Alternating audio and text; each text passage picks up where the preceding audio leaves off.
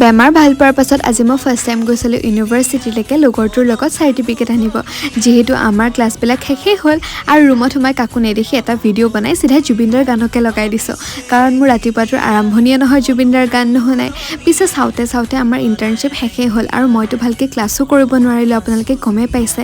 কাৰণ মই বেমাৰত ইমান বেয়াকৈ পৰি গ'লোঁ যে কেৱল এসপ্তাহমান ক্লাছ কৰিছোঁ, বাকীকেইটা ক্লাছ মোৰ মিছেই হৈ গ'ল। আৰু তাৰ পৰা চাৰ্টিফিকেটখন লৈ মই চিধাই নাটকৰ কৰ্মশালালৈকে আহিলোঁ। ইয়াতে আহিহে গম পাইছোঁ আজিও বোলে এজনী ছোৱালীৰ বাৰ্থডে আৰু গোটেই লগৰবিলাকে মিলি তাইক ধুনীয়াকৈ কেক কটোৱালে আৰু বহুত বেছি ধেমালি কৰিলে।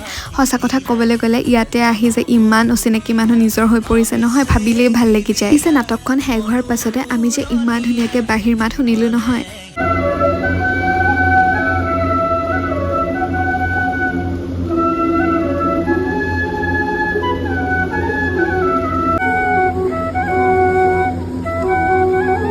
পিছে তাতে গান গুণগুণাই লগতে বাঁহীৰ মাত শুনি আমি দুয়োজনে ঘৰলৈকে বুলি আহিলোঁ। আজিলৈ ইমানেই আছিলে।